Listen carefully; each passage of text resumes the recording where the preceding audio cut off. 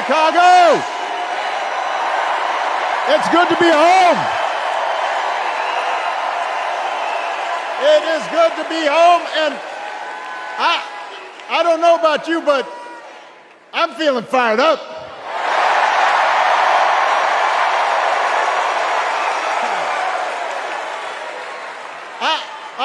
I am feeling ready to go.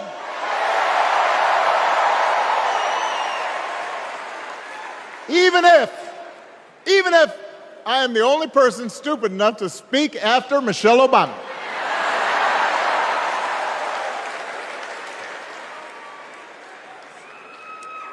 I am feeling hopeful because this convention has always been pretty good to kids with funny names who believe in a country where anything is possible. Because we have a chance to elect someone who has spent her entire life trying to give people the same chances America gave her. Someone who sees you and hears you and will get up every single day and fight for you. The next president of the United States of America, Kamala Harris.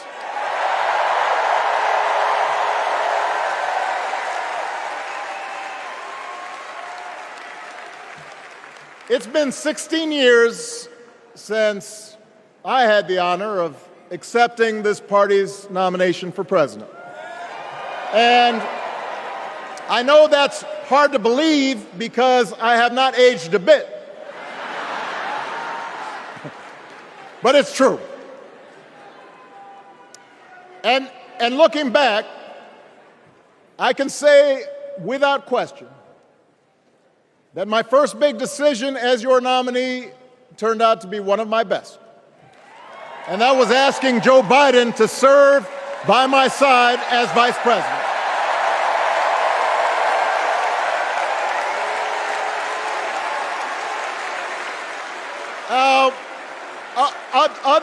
Other than some common Irish blood,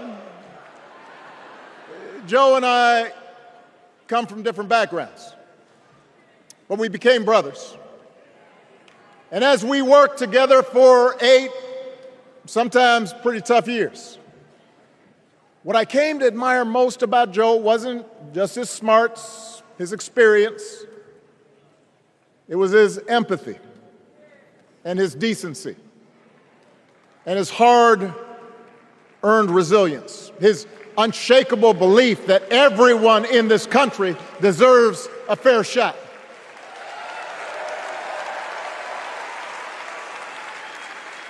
And over the last 4 years, those are the values America has needed most. At a time when millions of our fellow citizens were sick and dying, we needed a leader with the character to put politics aside and do what was right.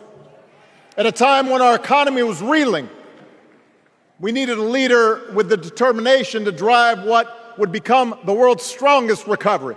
15 million jobs, higher wages, lower health care costs.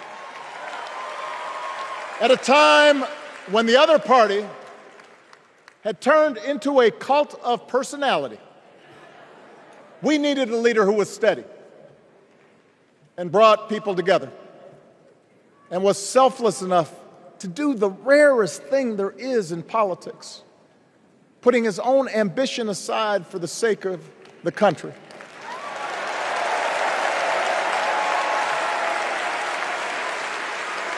History will remember Joe Biden as an outstanding president who defended democracy at a moment of great danger.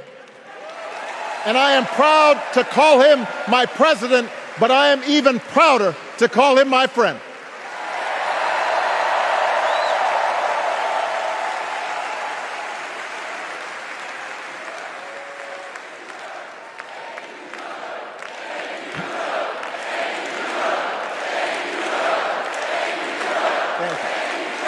Now,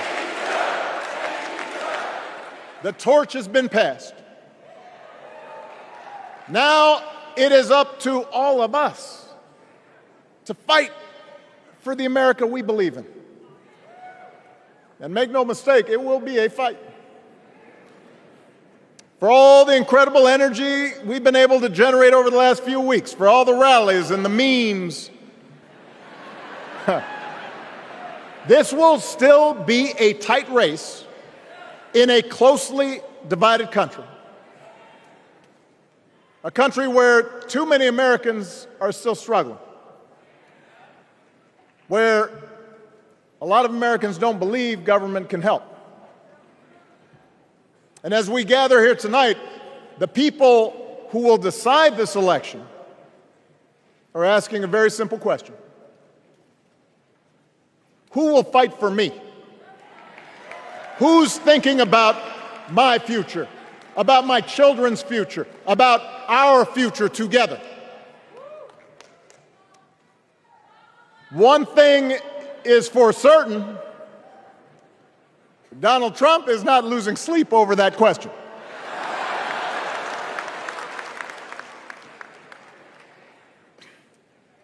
Here's a 78-year-old billionaire who has not stopped whining about his problems since he rode down his golden escalator 9 years ago. It has been a constant stream of gripes and grievances that's actually been getting worse now that he's afraid of losing to Kamala. There's the childish nicknames, the crazy conspiracy theories, this weird obsession with crowd sizes.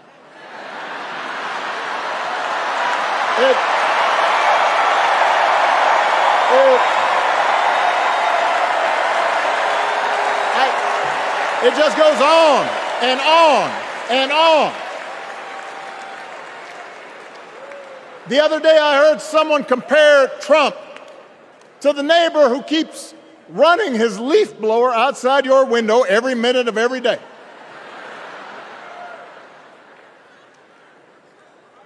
Now, from a neighbor, that's exhausting. From a president, it's just dangerous. The truth is, Donald Trump sees power as nothing more than it means to his ends. He wants the middle class to pay the price for another huge tax cut that would mostly help him and his rich friends. He killed a bipartisan immigration deal written in part by one of the most conservative Republicans in Congress that would have helped secure our southern border because he thought trying to actually solve the problem would hurt his campaign. He doesn't. Do not boo. Vote.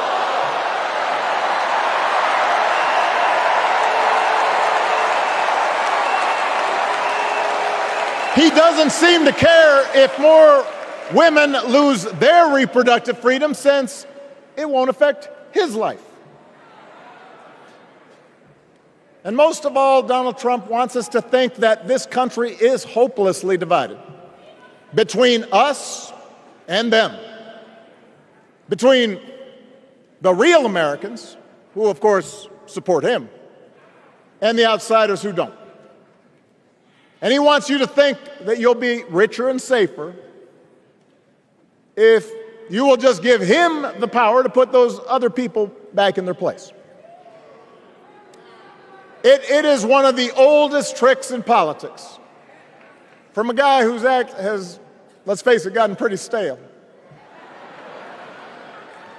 We do not need 4 more years of bluster and bumbling and chaos.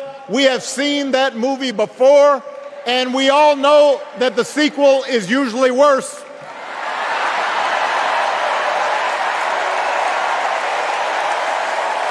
America's ready for a new chapter. America's ready for a better story.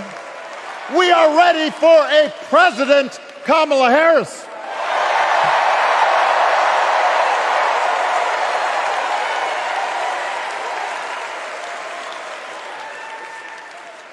And Kamala Harris is ready for the job.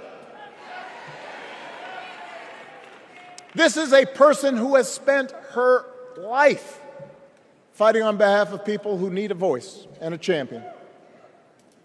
As you heard from Michelle, Kamala was not born into privilege. She had to work for what she's got. And she actually cares about what other people are going through. She's not the neighbor running the leaf blower. She's the neighbor rushing over to help when you need a hand. As a prosecutor, Kamala stood up for children who had been victims of sexual abuse. As an attorney general of the most populous state in the country, she fought big banks and for-profit colleges, securing billions of dollars for the people they had scammed. After the home mortgage crisis, she pushed me and my administration hard to make sure homeowners got a fair settlement. Didn't matter that I was a Democrat. Didn't matter that she had knocked on doors for my campaign in Iowa. She was going to fight to get as much relief as possible for the families who deserved it.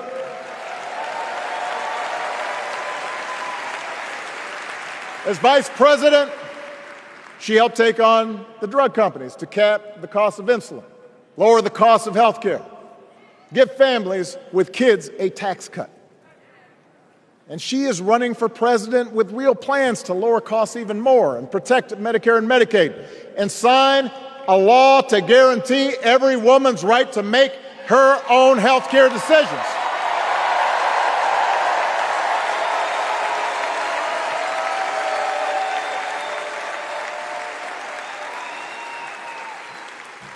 In other words, Kamala Harris won't be focused on her problems.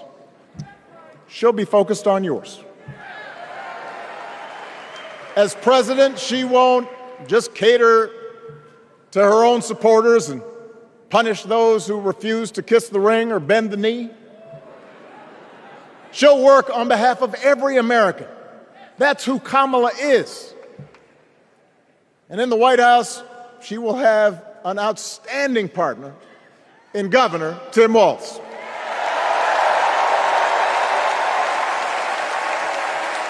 Let me tell you something. Let me tell you something. I love this guy. Tim is the kind of person who should be in politics. Born in a small town, served his country, taught kids, coached football, took care of his neighbors. He knows who he is, and he knows what's important. You can tell those flannel shirts he wears don't come from some political consultant. They come from his closet, and they have been through some stuff.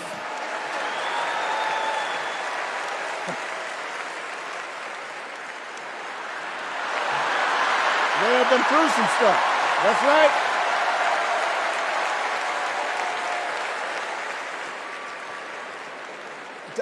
Together, Kamala and Tim have kept faith with America's central story.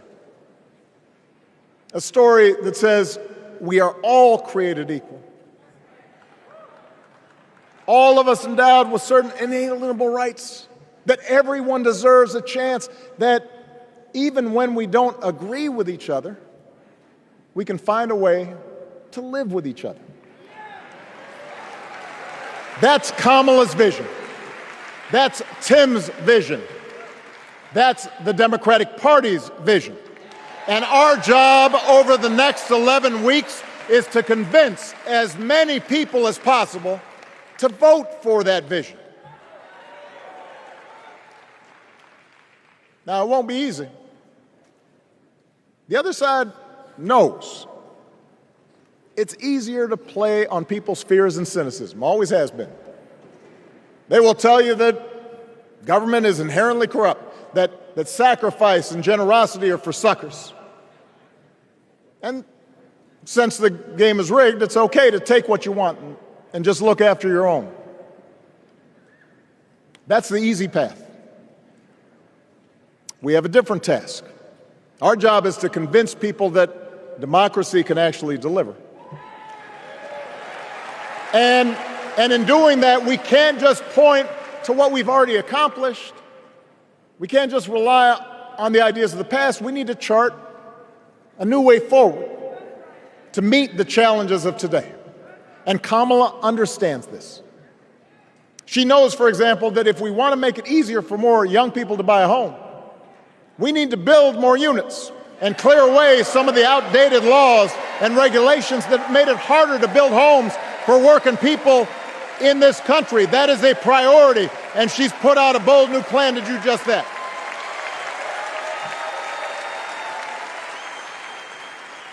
On health care, we should all be proud of the enormous progress that we've made through the Affordable Care Act, providing millions of people access to affordable coverage, protecting millions more from unscrupulous insurance practices. I noticed, by the way, that since it's become popular, they don't call it Obamacare no more.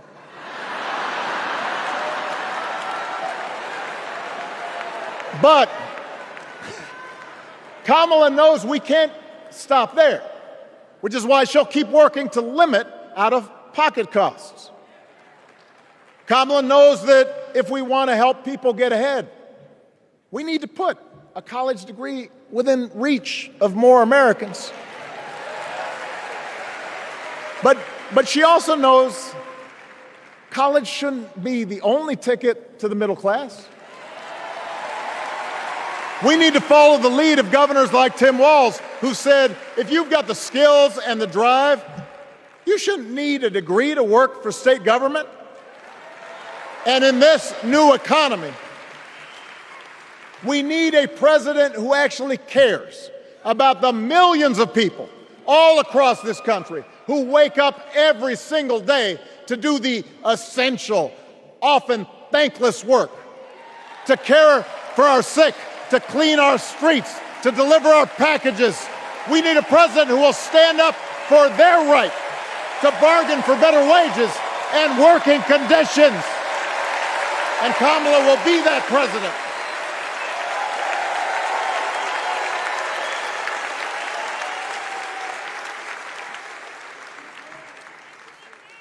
Yes, she can.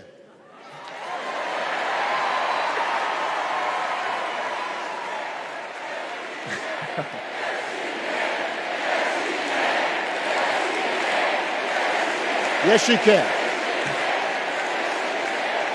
A Harris-Walz administration can help us move past some of the tired old debates that keep stifling progress. Because at their core, Kamala and Tim understand that when everybody gets a fair shot, we are all better off.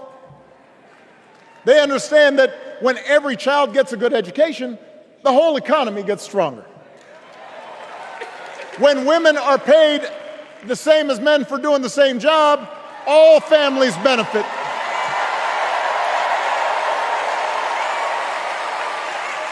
They understand that we can secure our borders without tearing kids away from their parents, just like we can keep our streets safe while also building trust between law enforcement and the communities they serve and eliminating bias.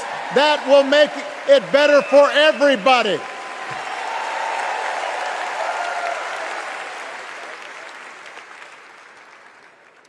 Donald Trump and his well-heeled donors, they don't see the world that way.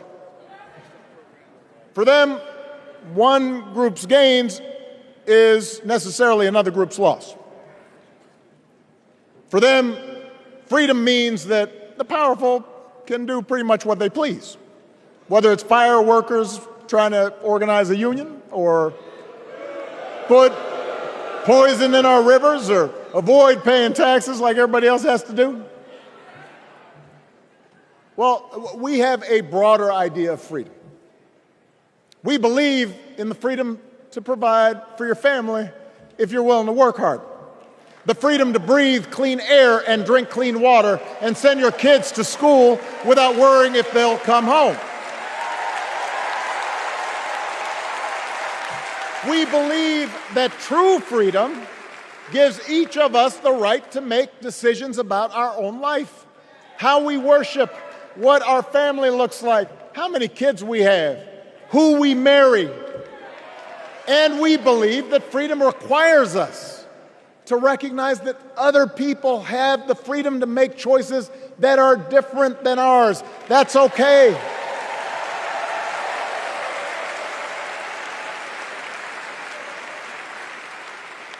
That's the America Kamala Harris and Tim Walz believe in. An America where we, the people, includes everyone. Because that's the only way this American experiment works. And despite what our politics might suggest, I think most Americans understand that. Democracy isn't just a bunch of abstract principles and dusty laws in some book somewhere. It's the values we live by. It's the way we treat each other, including those who don't look like us, or pray like us, or see the world exactly like we do.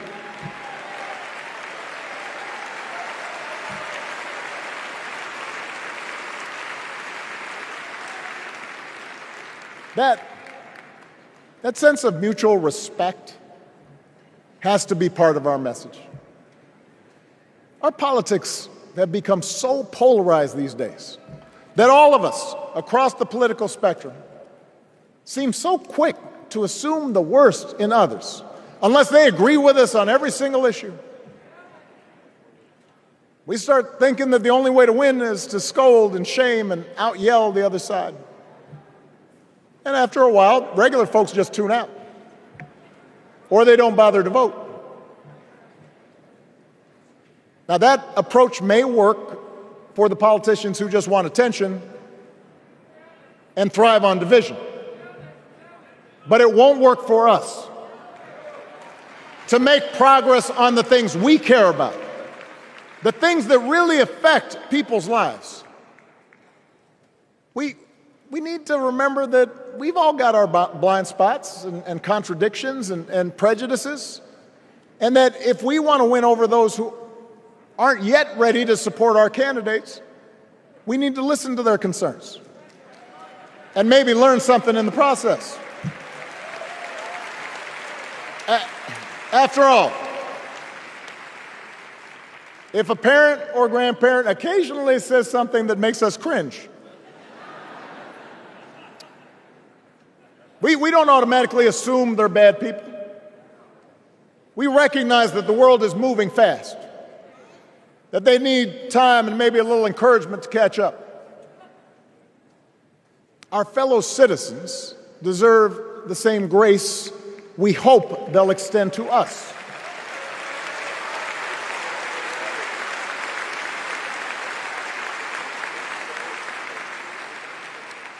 That's how we can build a true democratic majority, one that can get things done. And by the way, that does not just matter to the people in this country. The rest of the world is watching to see if we can actually pull this off.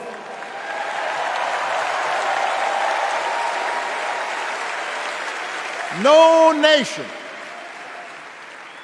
no society has ever tried to build a democracy as big and as diverse as ours before. One that includes people that over decades have come from every corner of the globe. One where our allegiances and our community are defined not by race or blood, but by a common creed. And that's why when we uphold our values, the world's a little brighter. When we don't, the world's a little dimmer, and dictators and autocrats feel emboldened. And over time, we become less safe. We shouldn't be the world's policemen, and we can't eradicate every cruelty and injustice in the world.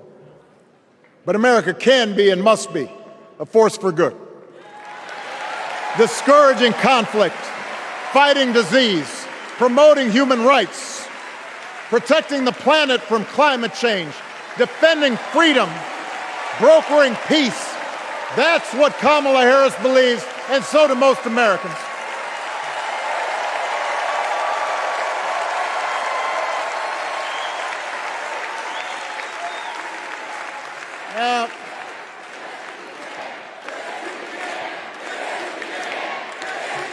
I,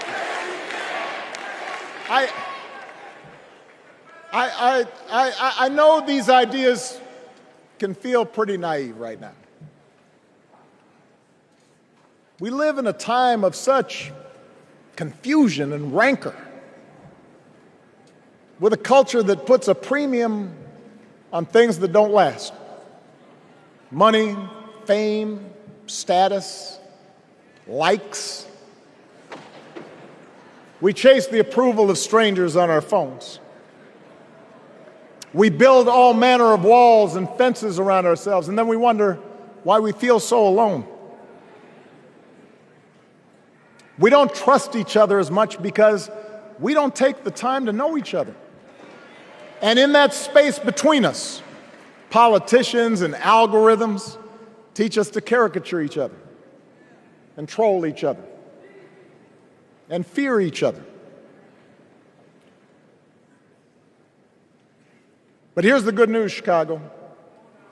All across America, in big cities and small towns, away from all the noise, the ties that bind us together are still there. We still coach Little League and look out for our elderly neighbors. We still feed the hungry in churches and mosques and synagogues and temples. We share the same pride when our Olympic athletes compete for the gold. Because the vast majority of us do not want to live in a country that's bitter and divided. We want something better. We want to be better. And the joy and the excitement that we're seeing around this campaign tells us we're not alone. You know, I've spent a lot of time thinking about these past few months because, as Michelle mentioned, this summer we lost her mom, Ms. Marion Robinson. And I don't know that anybody has ever loved their mother-in-law any more than I love mine.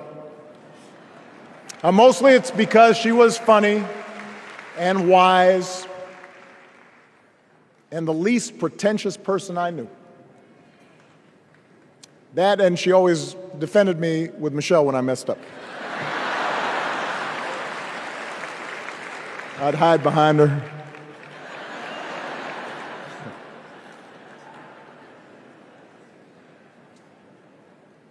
But I also think one of the reasons Mary and I became so close was she reminded me of my grandmother, the woman who helped raise me as a child. And on the surface, the two of them did not have a lot in common. One was a black woman from right here, south side of Chicago, right down the way. Went to Englewood High School. The other was a little old white lady born in a tiny town called Piru, Kansas. Now, I know there aren't that many people from Piru.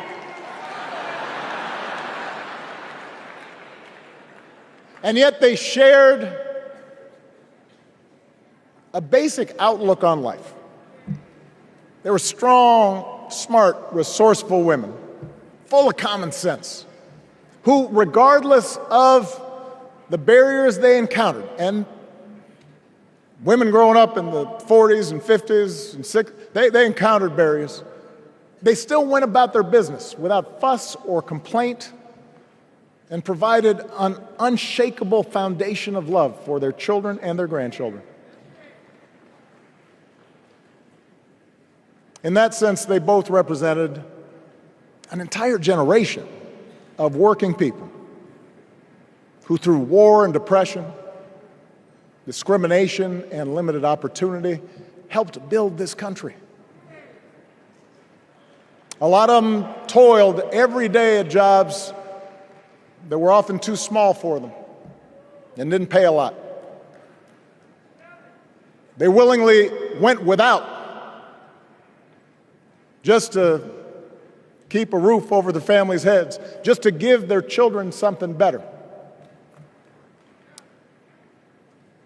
But they knew what was true.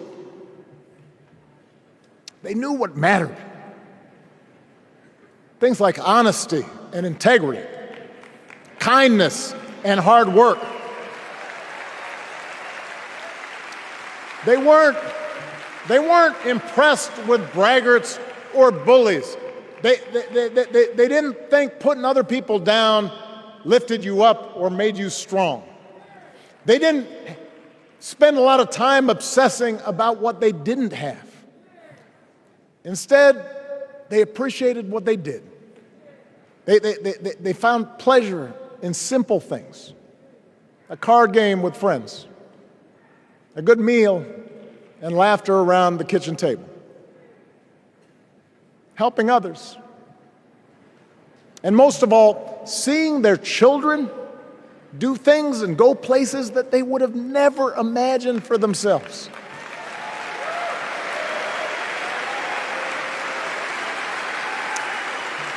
Whether you are a Democrat or a Republican or somewhere in between,